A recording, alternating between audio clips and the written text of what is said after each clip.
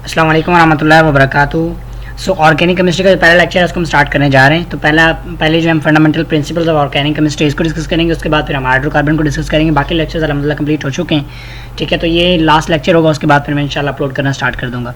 So let's get started. First of all let me take a pen, और मैं यहाँ से पेन चलें। सबसे पहले हमारे पास हमें ये देखना है कि ऑर्गेनिक कंपाउंड्स कहाँ कहाँ से आते हैं। प्लांट से भी आते हैं और एनिमल से भी आते हैं, ठीक है। और ये ऑर्गेनिक कंपाउंड्स होते हैं, कंपोजिशन जो होती है इसकी मेनली जो है सी और एच होती है, यानी कार्बन और hydrogen. That's why they are called as hydrocarbons, ठीक है। कार्बन के हवाले से कुछ इंपॉर्टेंट चीज़ें कि कार्बन की वैलेंसी कितनी होती है, 4 वैलेंसी होती है, और इसके अलावा ये 4 ग्रुप का एलिमेंट होता है। इसके अलावा ये जो कार्बन लिंकेज होता है ये ज़्यादा, क्योंकि कार्बन ज़्यादा लिंकेज बनाता है, जिसकी वजह से हमें हाइड्रोकार्बन डिस्कस करना पड़ रहा है। और आप देखेंगे कि हाइड्रोकार्बन या ऑर्गेनिक केमिस्ट्री जितनी भी है उसमें कार्बन से रिलेटेड बातें हैं, यानी कार्बन मेनली इन्वॉल्व है। तो उसकी रीज़न ये है कि ये कार्बन लिंक बनाता है, जिसको हम कहते हैं कैटिनेशन, ठीक है। तो ये आपने याद रखना है। स्मॉल अमाउंट ऑफ ये भी आपके पास प्रेजेंट होते हैं कार्बन ऑर्गेनिक कंपाउंड में, लाइक ऑक्सीजन, नाइट्रोजन, ठीक है, sulphur and phosphorus. Hydrocarbon and their derivatives these are called as hydrocarbon, ठीक है। ये वैलेंसी आप देख सकते हैं। मेन स्केलेटन जो है मेन आपके पास सी होगा, कार्बन होगा, ठीक है, वाइटल फोर्स थ्योरी के मुताबिक। उसका ऑर्गेनिक कंपाउंड जो है वो मतलब होलर ने क्या ऑर्गेनिक कंपाउंड था, पहले एक कॉन्सेप्ट था कि भाई ऑर्गेनिक कंपाउंड जो है वो हमें इन्वायरमेंट से मिलते हैं, बस हम खुद नहीं बना सकते। लेकिन होलर ने ये जो है कॉन्सेप्ट गलत करके बताया। उसने कहा कि जब हम इसको हीट करते हैं, ठीक है, जो है देन हमारे पास जो obtained सब्सटेंस दैट है यूरिया, और यूरिया जो था वो फर्स्ट ऑर्गेनिक कंपाउंड था जो कि नेचुरली मतलब आर्टिफिशियली इसको बनाया गया, ठीक है। ये फर्स्ट ऑर्गेनिक कंपाउंड था। तो हमने यहाँ पे एसिटामाइड को यूज़ किया था, you can say that heating, और उसके बाद जो है हमारे पास ये बन गया। तो हम एक्सक्यूज आता है कि आपने किस चीज़ को हीट किया, एसिटामाइड को हीट किया, तो हमारे पास यूरिया बना, जिससे जो हमें क्लियर हुआ कि organic compound can prepare artificially as well, okay. उसके बाद तो इसको नेक्स्ट प्रोसीड करते हैं, क्लासिफिकेशन की बात करते हैं, क्योंकि हमने अभी इसके बारे में इंट्रोडक्शन तो ले लिया है। उसके बाद क्लासिफिकेशन में ओपन चेन कंपाउंड्स और क्लोज चेन। ओपन चेन को हम कहते हैं रिसाइक्लिक, ठीक है, यानी विदाउट साइकिल, जबकि क्लोज चेन को कहते हैं साइक्लिक, जिसमें रिंग होता है या साइक्लो होता है, ठीक है। अब इस तरह ओपन चेन में ये आपके पास स्ट्रेट आ गए या ब्रांच वाले आ गए। सैचुरेटेड क्या होते हैं कि जिनमें सिंगल बॉन्ड होता है, अनसैचुरेटेड वो होते हैं जिनमें डबल बॉन्ड होता है। और साइक्लोब्यूटेन यानी ये है कि जो साइकिल में होते हैं। देखिए ये आपके पास एक पूरा साइकिल बन रहा है इस तरह से, तो इसको हम साइक्लोब्यूटेन कहेंगे और क्लोज जो है चेन कंपाउंड्स कहेंगे, ठीक है। अनसैचुरेटेड आपके पास ये है, चाहे डबल बॉन्ड हो, सिंगल ट्रिपल बॉन्ड, उनको अनसैचुरेटेड कहते हैं, ठीक है। सैचुरेटेड को पैराफिन कहते हैं, जबकि अनसैचुरेटेड को ओलिफिन्स कहते हैं, क्योंकि ये ऑयल्स बनाते हैं, ठीक है। उसके बाद स्ट्रेट चेन कंपाउंड जो अनब्रांच है, जिनमें ब्रांच नहीं है, वो ये है, जिस तरह कि एन-ब्यूटेन, जबकि ब्रांच ये है, ये आपके पास जो है मतलब आइसोब्यूटेन हो जाएगा, ठीक है। क्लोज चेन कंपाउंड में फर्दर 2 में डिवाइड होते हैं, एक होता है होमोसाइक्लिक, होता है हाइड्रोसाइक्लिक कंपाउंड्स। तो होमोसाइक्लिक हमारे सिलेबस में होते हैं, और ये आप स्ट्रक्चर देख सकते हैं। तो इनका जो general formula that is CnH2n। इनमें एक बात याद रखिएगा, इनमें 2 हाइड्रोजन कम होते हैं। लाइक अगर हमारे आपके पास फार्मूला है HC2 तो HB2 होगा, ठीक है, सॉरी H4 होगा। लेकिन अगर हम अल्केन में देखें तो उसमें क्या होता है, C2H6 होता है, ठीक है। लेकिन इनमें 2 हाइड्रोजन कम होते हैं एज कम्पेयर टू अल्केन्स, तो ये याद रखिएगा। ये एलिसाइक्लिक होते हैं, यानी सिंपल साइक्लिक एरोमेटिक होते हैं, जिनमें जो आपके पास ये मतलब इसमें बेंजीन रिंग आ जाता है, ठीक है। लेकिन जो हेट्रोसाइक्लिक होते हैं ना, वो उसका मतलब क्या होता है कि जो आपके पास साइकिल है, फॉर एग्जाम्पल ये साइकिल है, ठीक है, तो इनमें जो है अब ये आपके पास कंपाउंड है, इसका नाम है फ्यूरॉन, ठीक है। तो ये जो हेट्रोसाइक्लिक है, तो ये आपने याद रखना है। साइक्लोहेक्सेन वगैरह, तो ये यानी एक साइकिल हो या बेंजीन रिंग हो, ठीक है। यानी ये है कि आपके पास अब देखें एंथ्रासीन का स्ट्रक्चर आप देख सकते हैं, ये आपके पास 3 इसमें एंथ्रासीन है, नेफ्थलीन है। अब आपने एक चीज़ याद रखनी, नेफ्थलीन फ्यूज है। एक चीज़ याद रखनी है वो ये कि जो हाइड्रोसाइक्लिक है ना, उसमें एक डिफरेंट चीज़ आ रही थी, जबकि इनमें डिफरेंट स्ट्रक्चर नहीं आता, ठीक है। हाँ कुछ अटैच हो सकता है, लेकिन रिंग के अंदर कुछ डिफरेंट नहीं आता, ठीक है। उसके बाद biphenyl, bi mean 2, phenyl mean 2, phenyl को इकट्ठा कर दो, आइसोलेटेड है, जबकि जो है वो नेफ्थलीन फ्यूज्ड है। हाइड्रोसाइक्लिक कंपाउंड सैचुरेटेड भी हो सकते हैं, अनसैचुरेटेड भी हो सकते हैं। सैचुरेटेड मतलब ये कि इसमें single bond like ethylene epoxide, जबकि अनसैचुरेटेड जिसमें वो डबल बॉन्ड होता है, वो फिर एरोमेटिक हो या नॉन एरोमेटिक दोनों चल जाते हैं। ऑक्सीजन लाइक पायराडीन, फ्यूरॉन, ठीक है। अब ये फ्यूरॉन जो है हाइड्रोसाइक्लिक है। इसी तरह थायोफिन ये भी आपके पास हाइड्रोसाइक्लिक है, फिर पायरोल वगैरह और ये सारी चीज़ें, ठीक है। Organic compound can be classified as isobutylene, isobutane, isopentane, ठीक है। तो इन सब में क्लासिफाई इनको कर सकते हैं। आप ये देखें नीचे स्ट्रक्चर बने हुए, ठीक है। फंक्शनल ग्रुप की अगर बात की जाए तो फंक्शनल ग्रुप जो है इसमें आपके पास कोई इतना प्रॉपर फंक्शनल ग्रुप नहीं है, ठीक है। तो मतलब फंक्शनल ग्रुप ये होता है, जिस तरह कि अब ये है C डबल बॉन्ड C, तो इससे तो क्लियर पता चल रहा है कि ये अल्कीन का डबल बॉन्ड है, यानी अल्कीन का फंक्शनल ग्रुप है, ठीक है। अल्केन में अगर हम इसका E निकाल दें, या अगर अल्काइल रेडिकल में बनाना हो तो हम कैसे बनाते हैं कि आप ये जो इसके 3 हाइड्रोजन रहने दें, एक हाइड्रोजन निकाल दें, एक हाइड्रोजन निकल जाएगा तो इसकी वजह से ई भी निकल जाएगा और वाई लग जाएगा, तो अल्काइल बन जाएगा ये, ठीक है। तो ये आप इसको याद कर सकते हैं, लाइक ये है तो ये मिथाइल बन गया, ठीक है, ये इथाइल बन गया, इस तरह प्रोपाइल, आइसोप्रोपाइल। अब प्रोपाइल आइसोप्रोपाइल में क्या फ़र्क होता है, देखिए मेरी बात याद रखिएगा, अगर आप हाइड्रोजन निकालते हैं एंड वाले में से तो वो आपके पास एन प्रोपाइल स्ट्रेट चेन है ना, यानी नॉर्मल, ठीक है। अगर आप बीच में से देखें 3 कार्बन थे आपने बीच वाले में से एक हाइड्रोजन निकाला तो वो बनता है आइसोप्रोपाइल। आइसो का वर्ड हमेशा सेंटर वाले के लिए यूज होता है, ठीक है। इसके अलावा जो है और भी होते हैं, तो आगे आएंगे तो मैं इंशाल्लाह आपको बताऊंगा, ठीक है। उसके बाद आइसोब्यूटीन हमने सेंटर में से निकाला तो टर्शरी ब्यूटाइल बन जाता है, क्योंकि सेंटर में से आपने हाइड्रोजन निकाला तो बाकी 3 कार्बन इसके साथ अटैच हो रहे हैं, ठीक है। आइसोब्यूटाइल ये देखें सेंटर में से आप निकाल रहे हैं। अब ब्यूटाइल कैसे है, क्योंकि 4 कार्बन है, कितने 1 2 3 4, ठीक है ब्रांच में, लेकिन जब आप इसको इकट्ठा करते हैं तो ये 4 कार्बन आपके पास बन रहे हैं, तो इस वजह से आप इसको टोटली काउंट करते हैं, ठीक है। उसके बाद हमारे पास नेक्स्ट आता है एन ब्यूटेन। एन ब्यूटेन ये है कि इसमें आप अगर इसके हाइड्रोजन आखिर से निकालें तो एन ब्यूटाइल बन जाएगा, अगर आप बीच में से निकलते हैं तो इसी सेकेंडरी जो है ब्यूटाइल बन जाता है, ठीक है। अच्छा, अब अगर आप इसी CH3 के साथ OH लगा दें तो अल्कोहल बन जाता है, तो ये सिंपल सी बात है। What is functional group and atom और ग्रुप ऑफ एटम, देखिए ऐसे एक एटम या ग्रुप ऑफ एटम जो कि उस पूरे जो मॉलिक्यूल है, केमिकल है, उसकी रिएक्टिविटी को शो कर रहा है कि भाई अल्केन है तो डबल बॉन्ड, अल्केन है तो सिंगल बॉन्ड होगा, अल्कीन है तो डबल बॉन्ड होगा, फिर इसका बॉइलिंग पॉइंट यह होगा, वो ये होगा, इंटरमॉलिक्यूलर फोर्सेस वीक होंगी, इलेक्ट्रोनेगेटिविटी डिफरेंस क्या होगा, तो ये सारी चीज़ें वो डिसाइड करता है, ठीक है। फंक्शनल ग्रुप ये जनरल फार्मूला, अब देखिए ये अल्कीन्स हैं, अल्काइंस और ये सारे नीचे बताए हुए हैं, तो जनरल फार्मूला CnH2n, ठीक है, जबकि इसका CN2H2n-2 अल्काइंस का, अल्कीन्स अल्काइंस एग्जांपल दी हुई है इथीन एंड एथाइन, ठीक है। उसके बाद हमारे पास हैलोजन ग्रुप, यानी अल्का, आप अल्केन के साथ उसका एक H निकाल के जो है उसके साथ आप अल्काइल हैलाइड लगा दें तो आपके पास अल्काइल हैलाइड बन जाता है। और जिस तरह से मिथाइल ब्रोमाइड, अल्कोहल OH लगा दो, ROH, वाटर का H रिमूव करके R लगा दो, इसी तरह ये आपके पास बन गया। चलें कार्बोनाइल कंपाउंड ये होता है इसमें, तो इसमें कीटोन और हाइड्रोजन, कीटोन और एल्डिहाइड दोनों आ जाते हैं, तो एग्जाम्पल की तरह पे एसीटोन एल्डिहाइड, ठीक है। उसके बाद कार्बोक्सिलिक ग्रुप ये है कि आपके पास COH, RCOH, ये इसका जनरल फार्मूला है। और इसके अलावा एग्जांपल एसिटिक एसिड है, जिसको एथेनोइक एसिड भी कहते हैं, ठीक है। एसिड अमाइड यानी RNH2, RCONH2, acid amide, acid का लफ्ज़ यूज़ हो रहा है तो मतलब इसमें कार्बोनाइल ग्रुप आएगा, और अमाइड NH2 की वजह से, तो इस तरह हमारे पास एसिड अमाइड, ठीक है। इसी तरह एसिटाइल क्लोराइड ये है कि देखें एसिटाइल का वर्ड आ गया ना तो मतलब ये वाला ग्रुप तो होगा बीच में, क्लोराइड आ गया, क्लोराइड भी लगा होगा, तो बाकी आप सिंपल मतलब वो लग सकते हैं एसिड क्लोराइड, ठीक है। इसके अलावा फिर आपके पास एसिड एनहाइड्राइड, मतलब ये कि इसमें आपके पास ये वाला कार्बोनाइल ग्रुप्स आएंगे, ठीक है। तो ये ग्रुप्स आ गए और बीच में जो है आपने इसको O से दोनों को अटैच कर दिया, तो इस तरह एसिटिक एसिड, एसिटिक एनहाइड्राइड, ठीक है। अमीन्स क्या होता है, NH2 ग्रुप लगा दो, RNH2 सिंपल। अब अमाइड भी था, अमीन भी है, तो अमीन NH2 होता है, लेकिन अमाइड भी NH2 ही होता है, लेकिन उसके साथ आपके वो एसिड अमाइड होता है, उसके बीच में कार्बोक्सिलिक ग्रुप जो है वो कार्बोनाइल ग्रुप लगा होता है, और ये आपके पास यहाँ पे R लगा होगा, ठीक है। इसकी एग्जाम्पल हमारे पास मिथाइल अमीन वगैरह ये आ जाती है। फिर हमारा NO2 तो नाइट्रो का ग्रुप, नाइट्रोमीथेन, ठीक है। O अगर सिंपल O हो तो ईथर्स। अब देखिए ईस्टर और ईथर में बच्चे कंफ्यूज होते हैं, तो पहले ईथर आता है, ईस्टर बाद में आता है, ठीक है, तो ये आपने याद रखना है। इसी तरह मरकैप्टो, जिसका सिंपल नाम मरकैप्टो ग्रुप है, लेकिन इसको थायोल ग्रुप कहते हैं आयोपिक नेम में, मिथाइल थायोल, ठीक है। उसके अलावा ये हमारे पास सल्फोनाइड, तो डाइमिथाइल सल्फोनाइड, सल्फोन्स, डाइमिथाइल सल्फोन्स, नेट्राइल, इथेन नेट्राइल्स, ठीक है। उसके बाद बच्चों फॉर्मिंग इज एन अमाइड, तो अमाइड का आपको मैंने बताया कि उसमें ये वाला ग्रुप होना चाहिए, साथ में ये भी होना चाहिए, तो ये आपके पास जो best option that is D option, NH2C। जब इसका स्ट्रक्चर ड्रा करेंगे तो it will be like that, ठीक है। उसके बाद ये नाइट्रोसो ग्रुप आ जाएगा, यानी NO2 ना लगा आप सिंपल NO लगाएं, ठीक है। अब ईस्टर्स कैसे बनते हैं, जब आप किसी अल्कोहल का किसी एसिड का रिएक्शन करवाते हैं तो इसमें से OH ग्रुप आता है और इसमें से H ग्रुप आके आपके पास ईस्टर बना देते हैं, और ये न्यूक्लियोफिलिक एडिशन रिएक्शन होता है, ठीक है।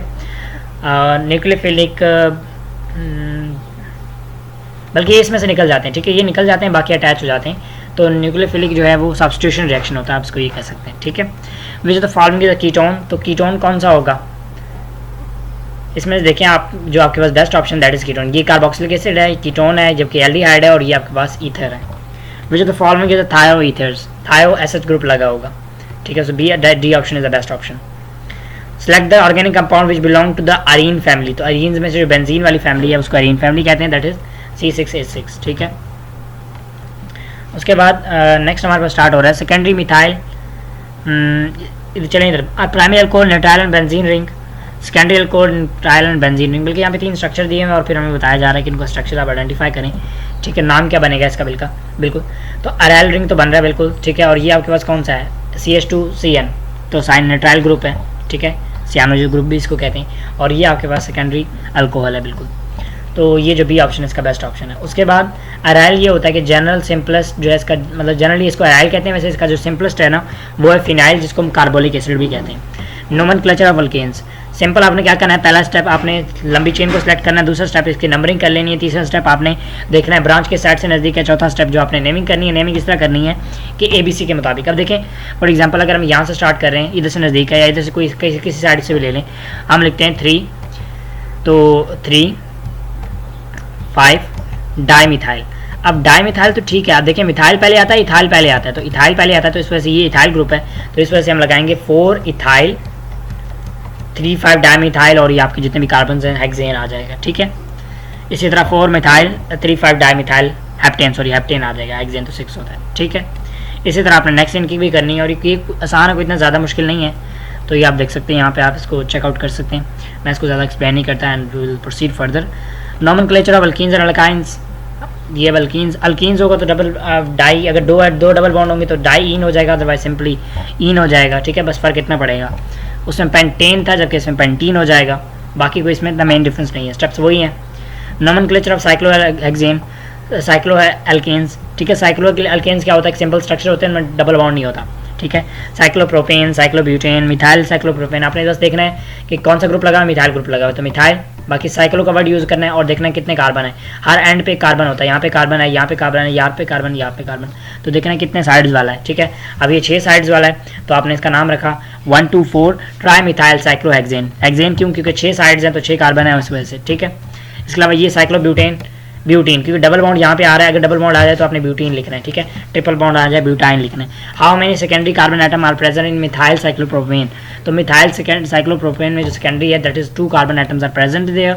अब इसमें अगर देखा जाए तो इसमें जो बता रहा है हमें कि cyclopropane secondary carbon item, secondary ये कि जिनको 2 अटैच हो रहे हो, ठीक है। अब देखें इधर ये है, इसको इधर इसका भी कनेक्शन मिल रहा है, इसका भी कनेक्शन मिल रहा है, इधर से ये है, इसको इसका भी कनेक्शन मिल रहा है, इसका भी कनेक्शन मिल रहा है, तो इस तरह तो तीसरा भी होना चाहिए quaternary structure. Okay, let me confirm this one as well. चलें, उसके बाद matter of unit, isomerism, iso mean same, जबकि merism mean that is units, ठीक है, मीन सेम यूनिट्स।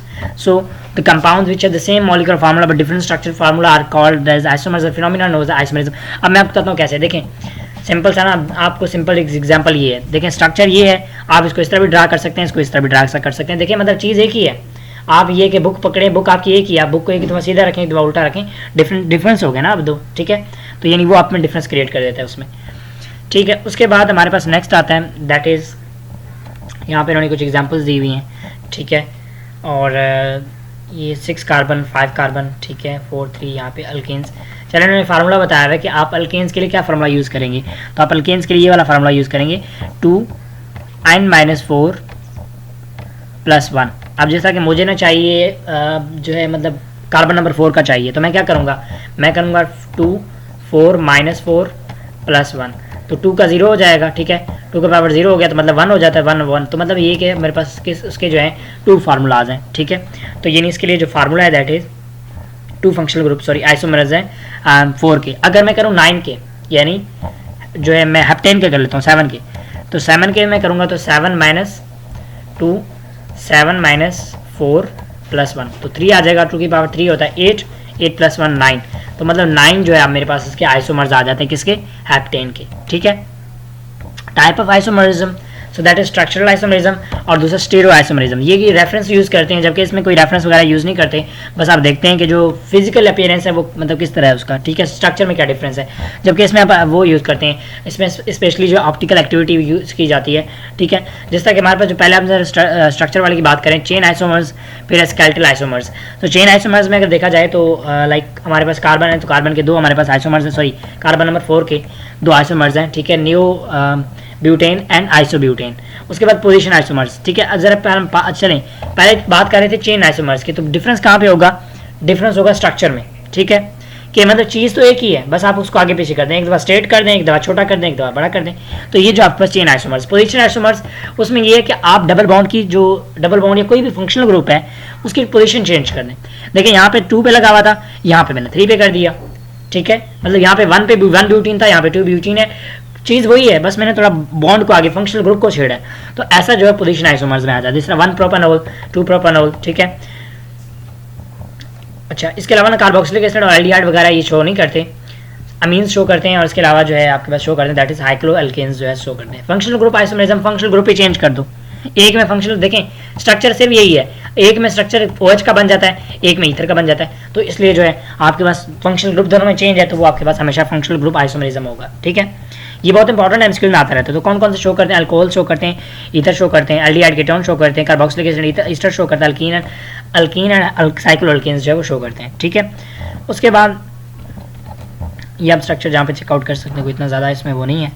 चले मेटामेरिज्म क्या है कि जो स्ट्रक्चर है उसमें इस तरह चेंज आ जाना कि सिमेट्री का चेंज, लाइक देखें इस साइड पे 2 कार्बन, इस साइड पे 2 कार्बन, लेकिन इधर 1 कार्बन उधर 3 कार्बन हो गए, ठीक है, सिमेट्री चेंज होगी। तो सिमेट्री चेंज करना दैट इज मेटामेरिज्म। कौन शो करते हैं, कीटोन शो करते हैं, ठीक है। और थियोईथर्स भी शो करते हैं, ईथर्स वगैरह, ईस्टर्स, थायोथर्स और स्कैंडियमीन्स वगैरह शो करते हैं। टैटोमेरिज्म ये है कि भाई हाइड्रोजन का घूमते रहना, ठीक है, मोबाइल हाइड्रोजन, आप इसको याद रखो, ज्यूटर आयन भी कहते हैं। मतलब ये कि ये हाइड्रोजन कभी इधर खड़ा होगा, कभी इसके पास आ जाएगा, कभी इसके पास चला जाएगा, कभी इधर चला जाएगा, कभी मतलब वो घूमता रहता है, उसको कहते हैं मोबाइल हाइड्रोजन। और ये कौन सा होता है, टाइटोमेरिज्म, और इक्विलिब्रियम में होता है, तो ये आपने याद रखना है क्योंकि वो चेंज होता रहता है, ठीक है। लाइक 2 पेंटानोन 3 पेंटानोन, अब 2 पेंटानोन से 3 पेंटानोन कैसे बना, हाइड्रोजन जो था उसकी मूवमेंट की वजह से चीज़ चेंज आई है, ठीक है। तो मेटामर्स, पोजिशन आइसोमर्स भी यानी उस हवाले से उसमें भी इन्वॉल्व हो जाते हैं, ठीक है। कीटो फॉर्म, एनोल फॉर्म, ये इसका कीटो फॉर्म है, जबकि ये इसका अल्कोहलिक फॉर्म है, ठीक है। यानी यहाँ पे कीटो ग्रुप लगा होता है, यहाँ पे OH ग्रुप लग गया। OH कैसे हुआ कि ये वाला H वहाँ पे चला गया तो ये OH बन गया, ठीक है। Total number of possible chain isomers of butyl alcohol among the following are, तो देखें ब्यूटाइल अल्कोहल कह रहा है, ब्यूटाइल मीन 4, तो डेफिनेटली उसके कितने होने चाहिए, 2 होने चाहिए, ठीक है। तो आपके पास जो इसका बेस्ट ऑप्शन है दैट इज 2, ठीक है। जरा इसको कैलकुलेट कर लेते हैं, और यहाँ पे इन्होंने स्ट्रक्चर बनाया है। उसके बाद स्टार्ट कर रहे हैं हम नेक्स्ट, ये तो सिंपल तकरीबन आपको क्लियर हो गया होगा, ठीक है। नेक्स्ट हम स्टार्ट कर रहे हैं कि स्टीरियो आइसोमर्स, ठीक है, विद रेफरेंस टू ओरिएंटेशन, नहीं हम इसके लिए कोई रेफरेंस यूज करते हैं। उसमें एक हमारे पास आता है ऑप्टिकल आइसोमर्स, दूसरा आता है ज्योमेट्रिक। ऑप्टिकल क्या है, देखें आपने इसको इस तरह डिवाइड करें कि इसको जो है हम आप देख सकते हैं यहाँ पे, यानी इन्होंने हैट की एग्जांपल ली हुई है कि एक हैट है, आप इसको क्या करते हैं, इसको डिवाइड करते हैं, फिर आप देखते हैं कि ये हैट जो है इस हैट से कैसे है स्ट्रक्चर में, मतलब सेम है या नहीं। इसको हम एक रेफरेंस से देखते हैं कि क्योंकि देखें आप हैट है आपके पास, उसकी कोई ना कोई शेप तो होगी, ठीक है। फिर आप उस शेप को मेजर करते हैं कि भाई ये हैट इस साइड ये वाला ऐसे है और ये वाला साइड ऐसे है, तो यानी इस तरह करके आप इसको एक ओरिएंटेशन से, एक सिमेट्री से जो है इसको नोटिस कर रहे होते हैं, ठीक है। प्लेन ऑफ सिमेट्री यानी एक जैसे होते हैं, जिस तरह हमारा हैंड है, एक हैंड दूसरे के जो सिमेट्री के मुताबिक है, तो इस वजह से, ठीक है। दूसरा ज्योमेट्रिक सिस्टम्स आइसोमेरिज्म, तो वो हम आगे जाकर डिस्कस करेंगे, अभी जरा हम इसको कंटिन्यू करते हैं। जिस तरह हमारे पास हैंड है, number of plane of no plane of symmetry, ठीक है, एंड डिसमेट्रिकल कायरल। अगर देखें यानी आप एक दूसरे हैंड को एक दूसरे के ऊपर रखें, ठीक है, एक हैंड को दूसरे हैंड के ऊपर रखें तो देखेंगे कि आप उल्टे होंगे, यानी एक लेफ्ट साइड को जा रहा होगा एक राइट साइड को, तो इसमें सिमेट्री नहीं है। These mirror images are not super impose, मतलब these are mirror images as well, लेकिन सुपर, अब देखिए मिरर इमेज का क्या मतलब है, आप शीशे के सामने अपना हाथ करें तो वो शीशा आपको उल्टी साइड दिखाएगा। वो ऐसे होगा कि अगर आप हाथ बिल्कुल शीशे के ऊपर रखेंगे तो बिल्कुल सेम आ रहा होगा, लेकिन अगर आप अपने एक हैंड को दूसरे हैंड के ऊपर रखेंगे तो नहीं आएगा, ठीक है। तो दैट्स वाई, तो एसिमेट्रिकल होते हैं, यानी कोई सिमेट्री नहीं होती मॉलिक्यूल, कायरल मॉलिक्यूल इनको कहा जाता है। अब ये वैसे इसमें समझाने की क्या बात है कि जो ये कार्बन है ना, ये कायरल है। कायरल का क्या मतलब है कि ये चारों तरफ से डिफरेंट चीज़ों से घिरा हुआ हो, ठीक है, डिफरेंट ग्रुप से। देखिए यहाँ पे मिथाइल, इथाइल, प्रोपाइल और ब्रोमीन से लगा हुआ है, तो ये डिफरेंट जो है कार्बन के ऊपर अगर ग्रुप्स लगे हो तो उसको हम क्या कहते हैं, कायरल कार्बन, ठीक है। तो ये आप देख सकते हैं, ये भी एग्जांपल है आपके पास कि कार्बन के चारों तरफ, तो ये हमारे पास जो carbon that is chiral carbon. तो ये ऑप्टिकली एक्टिव होता है, रोटेट कर, अब देखें होता क्या है, लाइट को लेगा, देखें ये ऑर्डिनरी लाइट आई, ये प्लेन पोलराइज लाइट आई और यहाँ पे सैंपल पड़ा हुआ था, ठीक है। अब वो सैंपल जो है उसको रोटेट करेगा, या नेगेटिव साइड पे रोटेट करेगा या पॉजिटिव साइड पे करेगा, डेक्स्ट्रो रोटेटरी कहेंगे, नेगेटिव पे करेगा लिवर रोटेटरी कहेंगे। अगर उसमें दोनों पड़े हों, लाइक मतलब आपके पास 1 रुपया हो, ठीक है, यानी आप इस तरह कर लें, आप में एक अच्छी खूबी हो एक बुरी खूबी हो, तो ये दोनों आपस में कैंसिल कर देंगे और कोई जो है रोटेशन नहीं होगी। लेकिन अगर आप में 2 अच्छी खूबियां हो एक बुरी खूबी हो तो डेफिनेटली वो हमें जो है डेक्स्ट्रो रोटेटरी की तरफ उसको मूव कर देगा, ठीक है। तो ये जो यहाँ पे मूवमेंट शो होती है और उससे हमें आइडिया पता चलता है कि कौन सा ये कंपाउंड कौन सा है और इसके कितने आइसोमर्स है। लाइक देखें अब जिस तरह हमारे पास ये मिक्सचर है, रेसमिक मिक्सचर ये होता है मिक्स, ठीक है, यानी एक पॉजिटिव एक नेगेटिव वो तो अलग रहता, एक रेसिमिक होता है, हाफ पॉजिटिव हाफ नेगेटिव, वो आपस में एक दूसरे को कैंसिल कर देंगे। फिर आपके पास आता है सिस ट्रांस आइसोमर्स, ठीक है। तो सिस ट्रांस आइसोमर्स का ये है कि यहाँ पे ये जो सिस ट्रांस आइसोमर्स है ना, ये अल्कीन में पॉसिबल है, जबकि अल्केन्स में पॉसिबल, सॉरी अल्केन्स में पॉसिबल है, अल्कीन में पॉसिबल नहीं है। देखें जरा इसमें यहाँ पे आप देखें, अगर डबल बॉन्ड के गिर्द उसको कोई चीज़ हम रोटेट करना चाहें तो क्या रोटेट हो सकता है? नहीं, ये डबल बॉन्ड टूट जाएगा, ठीक है। तो इसलिए सिंगल बॉन्ड के साइड पे ये रोटेट हो सकता है। और ये हमारे पास यहाँ पे अगर देखा जाए तो इट विल बी लाइक, मतलब ये अल्कोहलिक सॉरी अल्केन हम यूज़ कर रहे हैं, ठीक है। Different position of identical groups in space. बस थोड़ा अब देखिए सिस में क्या फर्क है और ट्रांस में क्या फर्क है। सिस में ये होता है कि दोनों दो ग्रुप्स जो है ना वो सेम है तो दोनों एक साइड पे होते हैं, और ये आप देख सकते हैं। लेकिन ट्रांस में क्या होता है, वो दोनों ग्रुप उल्टे होते हैं। ये देखें, अगर CH3 इधर लगा तो दूसरा उधर साइड पे लगा होगा, अगर एक H साइड पे है तो दूसरा H साइड पे होगा, ठीक है, डबल बॉन्ड में। तो ये आपने शो करना है, मतलब सॉरी अल्केन्स में अल्केन्स जो शो नहीं करते, cis trans isomers alkene show करते हैं, ठीक है। सिस ट्रांस आइसोमरिज्म कंडीशन क्या है? कंडीशन ये होनी चाहिए कि भाई आपके पास अपोजिट ग्रुप्स होने चाहिए। ऐसा ना हो चारों साइड पे हाइड्रोजन हो तो फिर क्या फायदा, फिर तो वो उसका सिस भी वही है ट्रांस भी वही है, वो वैलिड नहीं है, ठीक है। तो ये आप देख सकते हैं। तो ये आपका जो कंडीशन है इंपॉर्टेंट है और ये होनी चाहिए। चलें उसके बाद वन, इसका नाम दे देते हैं हम वन, क्योंकि सिस हमने इसलिए इसको कहा है बिकॉज सेम साइड पे जो है क्लोराइड ग्रुप है, 1 ब्रोमो 2 क्लोरोप्रोपीन, ठीक है। इसी तरह ये हमारे पास ट्रांस है, इसको आप उल्टा कर दो तो Br को नीचे ले आओ और ट्रांस हो जाएगा।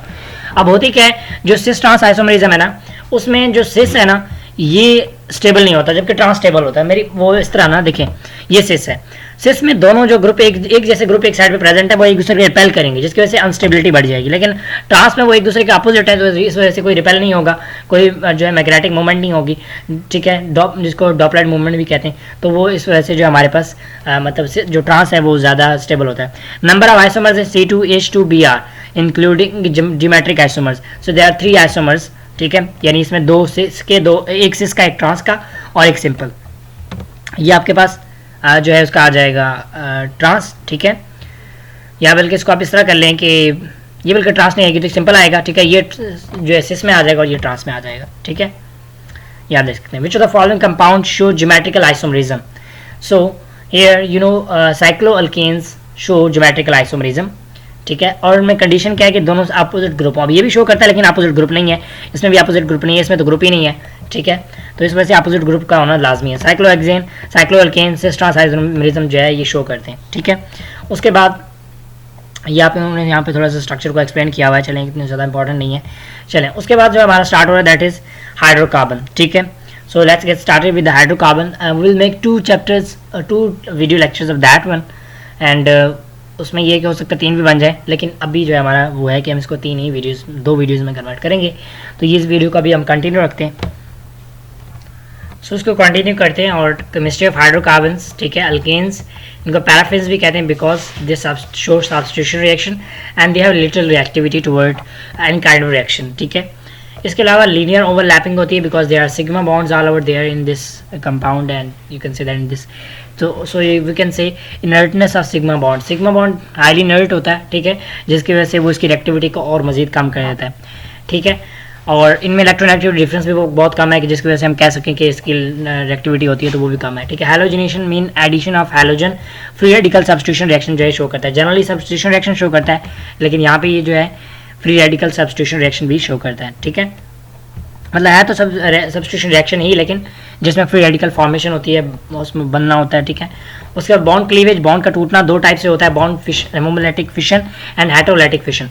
होमोलैटिक फिशन क्या है कि भाई देखें क्लोरीन आपस में बॉन्ड टूटा तो एक इलेक्ट्रॉन ये ले गया, एक इलेक्ट्रॉन ये ले गया। लेकिन अगर हेटेरोलैटिक की बात करें तो आप ये समझ लें कि जायदाद का बंटवारा हुआ और एक ही भाई सारा ले गया, दूसरे भाई को छोड़ गया ऐसे खाली, तो वो आपके पास जो होता है दैट इज यू कैन से हेटेरोलैटिक। जिस तरह के अब ये है, इसमें दोनों इलेक्ट्रॉन ये ले गया जिसकी वजह से इसके ऊपर नेगेटिव चार्ज आ गया, इसके बाद पॉजिटिव आ गया, यानी इसके बाद जो अपने वाला हिस्सा आना था वो भी नहीं रहा, जो जबकि दूसरा है वो अपने से ज़्यादा ले गया है, ठीक है, ठीक है। अच्छा, ये जो इसके बाद यहाँ पे ना जो बन जाएंगे बाद में रेडिकल्स बनते हैं जिसको हम सनलाइट से ये बनते हैं, ठीक है, और इसको हम फ्री रेडिकल्स जो है नाम देते हैं, क्योंकि F2 जो है हाईली वायलेंट होता है इसलिए हम यूज़ नहीं करते।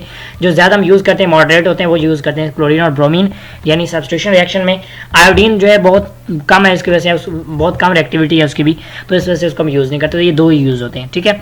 इसके 3 स्टेप होते हैं, that is first one initiation, second propagation and third one that is termination.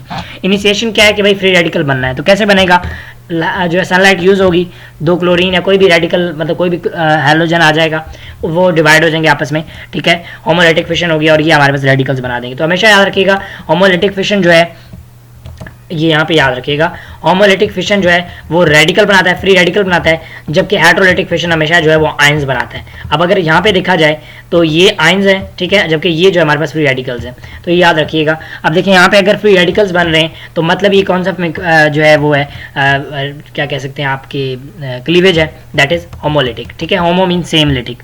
Propagation second step क्या होता है, देखिए इसकी में जो एनर्जी है दैट इज 242 जूल, जबकि यहाँ पे अगर इसमें बॉन्ड CH बॉन्ड की देखा जाए तो 435 किलो जूल, मतलब वो एक्सप्लेन करने के लिए बताया हुआ है। स्टेप्स क्या होते हैं कि भाई जो इसमें अल्केन रिएक्ट करेगा, रिप्लेसमेंट होगी, सब्स्टिट्यूशन रिएक्शन है, ठीक है, रिप्लेसमेंट क्या होगी, क्लोरीन चला जाएगा, क्लोरीन हाइड्रोजन ले जाएगा, अब आपके पास फ्री रेडिकल बन गया, ठीक है, फ्री रेडिकल बनने के बाद दोबारा एक और क्लोरीन आके अटैक करेगा और वो उसके साथ अटैच हो जाएगा और एक फ्री रेडिकल बन जाएगा। तो आप इसमें देख सकते हैं कि मतलब रेडिकल बनता जाएगा, ठीक है, देखें यहाँ पे भी रेडिकल बना, पहले वाला खत्म हुआ, दूसरा बन गया, फिर यहाँ पे बन गया, यहाँ पे दोबारा बन गया। तो इसलिए ये जो रिएक्शन है ना ये स्टॉप नहीं होता।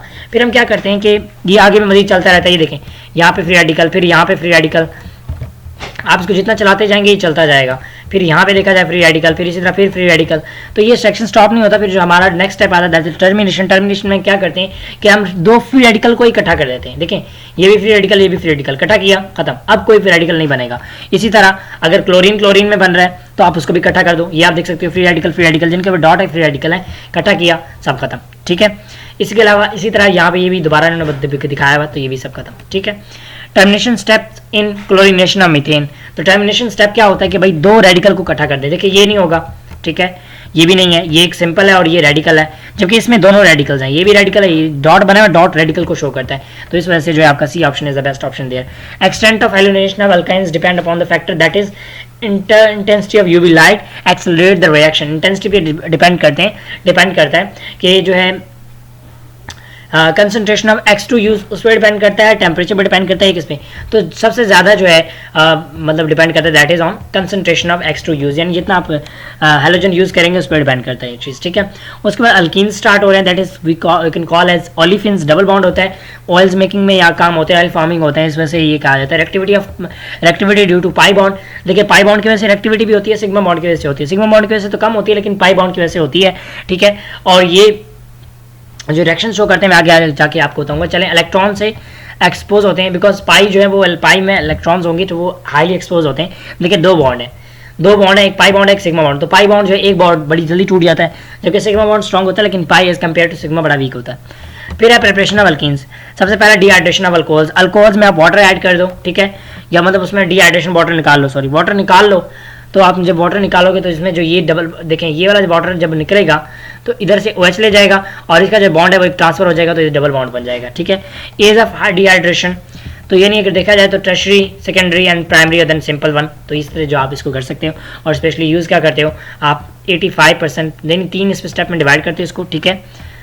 पहला ये, उसके बाद जो मेन है ना आपके पास वो ये है कि आप 85 सेंटीग्रेड यूज़ करते हैं, 20% H2SO4 85 सेंटीग्रेड, फिर 60% H2SO4 100 सेंटीग्रेड, थर्ड जो है 75% H2SO4 1 to 140 to 170, तो इससे भी आपके पास अल्कीन्स बनते हैं, ठीक है। प्राइमरी सेकेंडरी, ये अपने प्राइमरी अल्कोहल, सेकेंडरी अल्कोहल और टर्शरी अल्कोहल तीनों से जब आप करते हो तो सबसे ज़्यादा जो कौन सा ईजिली होता है दैट इज़ टर्शरी ईजी, फिर से ईजी सेकेंडरी, फिर प्राइमरी।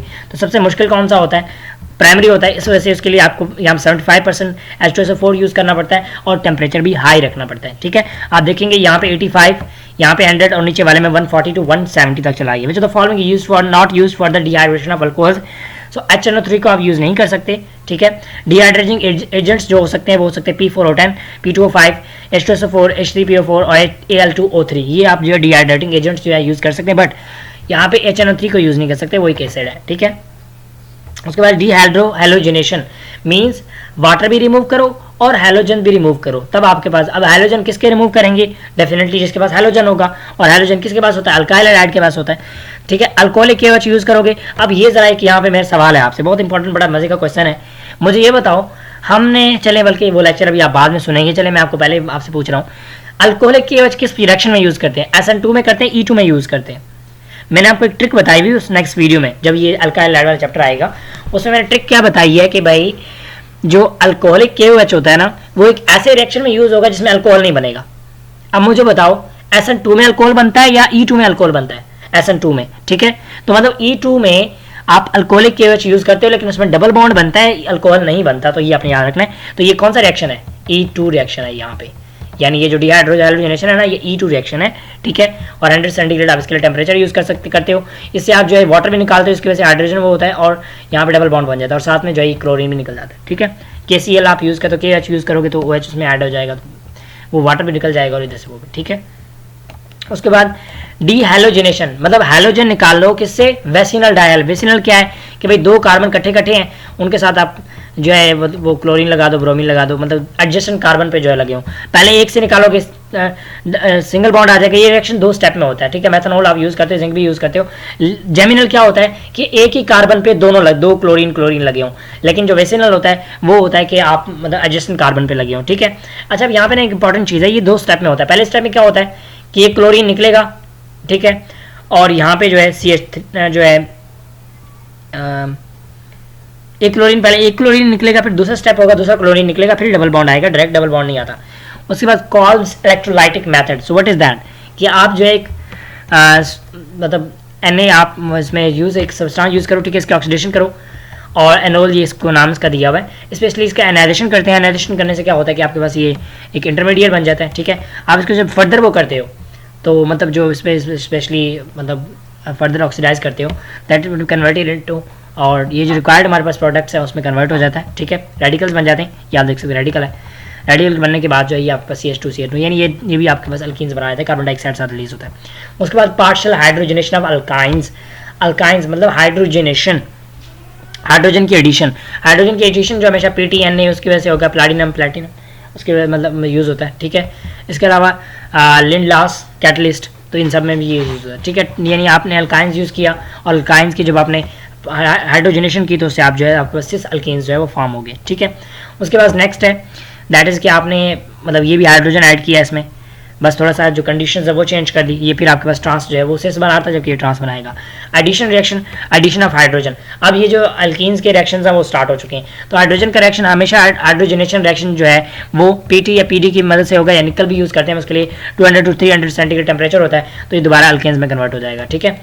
उसके बाद रेनी निकल कैसे बनता है कि आपने Na और निकल को और एल्यूमिनियम को ऐड करना है, ठीक है। वाटर भी साथ होना चाहिए, सोडियम हाइड्रोक्साइड होना चाहिए, निकल अलग हो जाएगा, प्योर हो जाएगा, और NaL2 और TH। अब ये जो है प्योर, अब इसको आप यूज़ कर सकते हैं एज आ जो है हाइड्रोजनेशन मतलब एडिशन ऑफ हाइड्रोजन के लिए एज ए रिएजेंट यूज़ कर सकते हैं। उसके बाद हैलोजनेशन, एडिशन ऑफ हैलोजन कैसे होगा? CCl4 आप यूज़ करेंगे। अब देखें Br पहले एक पे अटैच होगा, एक मॉलिक्यूल फिर दूसरा इस पे अटैच होगा, तो हमारे पास ये जो है वेसिनल डायहाइलाइड जो है वो बन जाएगा, ठीक है।